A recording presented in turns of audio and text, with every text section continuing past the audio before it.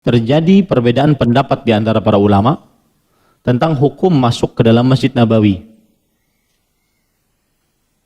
Hukum masuk ke dalam Masjid Nabawi bagi orang-orang kafir. Dan ini hukumnya sama dengan hukum masjid-masjid lainnya. Adapun Masjid Mekah, Masjidil Haram Mekah, nas tegas dalam Al-Quran haram. Allah Subhanahu wa taala berfirman, "Ya ayyuhalladzina amanu innamal musyrikuuna najas fala yaqrabul masjidal haram." Lihat di situ ada kata-kata Masjidal Haram. Janganlah mereka orang-orang musyrik mendekati Masjidil Haram. Adapun Masjid Nabawi dan masjid-masjid lainnya belum ada dalil nakli yang tegas setegas ini. Makanya terjadi apa? Khilaf di antara para ulama rahimahumullahu taala. Para ikhwan yang dirahmati oleh Allah Subhanahu wa taala, kita mungkin bisa membagi beberapa keadaan masuknya orang kafir ke dalam masjid, baik itu Masjid Nabawi ataupun masjid-masjid lainnya selain Masjidil Haram. Ingat ya, selain Masjidil Haram. Yang pertama, keadaan pertama, masuknya orang kafir ke dalam masjid dengan izin kaum muslimin untuk sebuah maslahat kerja ataupun dakwah. Karena orang kafir ingin didakwahi. Ataupun karena maslahat kerja. Misalkan masjid ini hanya orang kafir yang bisa membetulkan AC ini misalkan. Tidak ada yang lain. Atau hanya orang kafir yang bisa membetulkan sound system ini misalkan. Tidak ada yang lain. Maka para ikhwan yang dirahmati oleh Allah Subhanahu wa taala, jumhur ahli ilm, para ulama dari mazhab Hanafi, Syafi'i, Maliki, dan salah satu riwayat riwayat yang kuat menurut mazhab Hambali menunjukkan pendapat boleh. Jumhur ulama dari mazhab Maliki, Syafi'i, Hambali, kemudian Hanafi, Maliki, Syafi'i, dan salah satu riwayat yang kuat dari riwayat mazhab Hambali menunjukkan kebolehan. Dan ini disebutkan di dalam kitab Rawdatul Talibin, salah satu kitab dari mazhab Syafi'i, dan kitab-kitab fikih yang lainnya. Ini keadaan yang pertama. Keadaan yang kedua, masuknya orang kafir li ghairi maslahah atau bi ghairi idznil muslimin. Bukan karena ada maslahat atau tanpa izin kaum muslimin. Bukan karena ada maslahat atau tanpa izin kaum muslimin. Maka jumhur ulama mengharamkannya. Jumhur ulama dari mulai mazhab Maliki, Syafi'i, Hambali mengharamkannya. Salah satu penyebabnya adalah, kata mereka, li'anna umirna bitakrimi baitillah wa siyanatiha wa min dzalika man'u min ad-dukhuli ghairi maslahah. Karena kita diperintahkan untuk memuliakan rumah Allah Subhanahu wa taala. Memuliakan rumah Allah Subhanahu wa taala dan menjaga rumah Allah dari kotoran dan najis. Dan oleh sebab itulah dilarang masuknya mereka tanpa ada maslahat. Tanpa ada maslahat. Dan para ikhwan yang dirahmati oleh Allah, diperbolehkan masuk ke dalam masjid, orang-orang kafir masuk ke dalam masjid kalau ada maslahat. Seperti misalkan yang terjadi di zaman Nabi Muhammad sallallahu alaihi wasallam, beberapa kisah pada kisah sejarahnya Nabi Muhammad sallallahu alaihi wasallam. Seperti diikatnya Thumamah bin Uthal atau bin Athal di dalam peperangan di masjid Nabi Muhammad sallallahu alaihi wasallam sebelum masuk Islam. Thumamah bin Uthal diikat, pada waktu itu beliau menjadi tawanan, kemudian akhirnya beliau masuk Islam. Berarti sebelumnya kafir, diikat di dalam masjid. Ini berarti ada maslahat. Kemudian juga masuknya utusan dari kaum Najran, dari kaum Nasrani. Kaum Najran beragama Nasrani ke masjid Nabi Muhammad sallallahu alaihi wasallam. Kemudian juga masuknya Al-Dhimam bin Tha'labah sebelum radhiyallahu anhu, sebelum masuk Islam. Beliau adalah utusan dari kaumnya, yaitu suku Sa'ad ibn Bakr kepada Rasulullah sallallahu alaihi wasallam, dan waktu itu Nabi Muhammad sallallahu alaihi wasallam sedang di dalam masjid. Ini cerita-cerita sahih yang menunjukkan bahwasanya boleh orang kafir masuk ke dalam masjid. Maka kalau bisa kita berikan beberapa syarat, antum catat begini, boleh orang kafir masuk ke dalam masjid dengan berbagai macam syarat. Satu, boleh orang kafir masuk ke dalam masjid dengan berbagai macam syarat. Satu, idznul muslimin bidukhul. Izin dari kaum muslimin untuk masuk.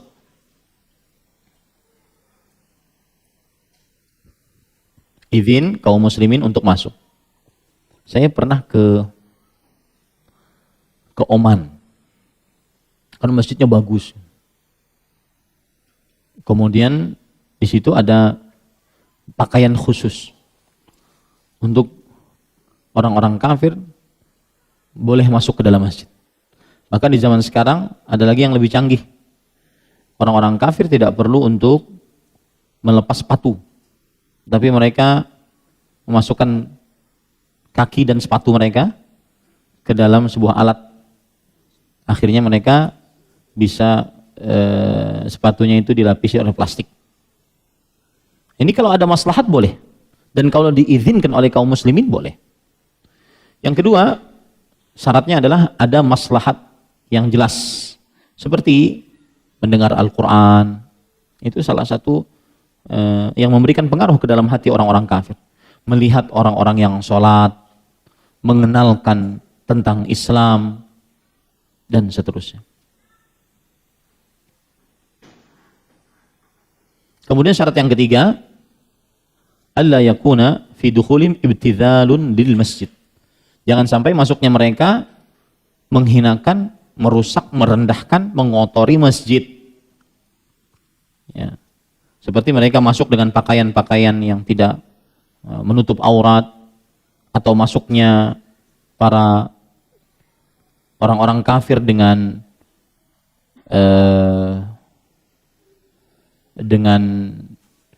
sepatunya yang kotor dan semisalnya.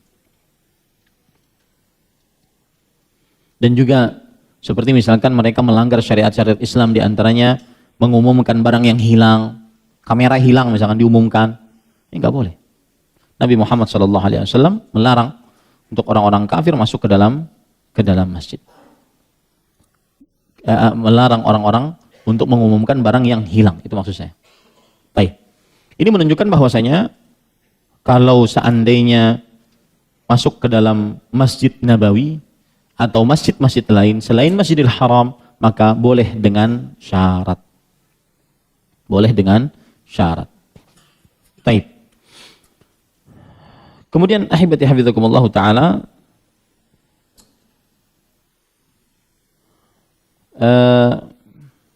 masuknya orang kafir ke dalam Masjidil Haram Mekah sekarang.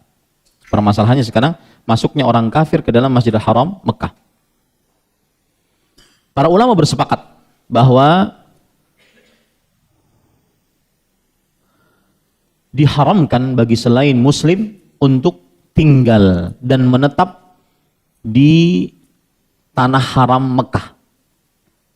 Diharamkan untuk selain muslim untuk tinggal dan menetap di tanah haram Mekah.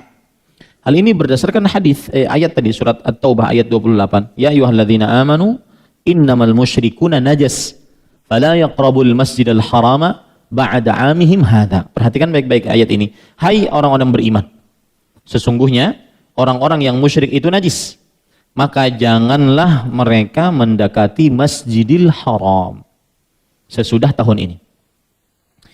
Para ikhwah, terjadi khilaf di antara para ulama, apa itu Masjidil Haram? Ya, kalau kita buka tafsir Imam Ibnu Katsir rahimahullahu taala, apa itu Masjidil Haram? Terjadi perbedaan pendapat di antara para ulama. Saya bacakan beberapa tafsiran dari para ulama. Yang pertama yaitu Al-Masjidil Haram adalah hududul harami kulli, seluruh batasan tanah suci.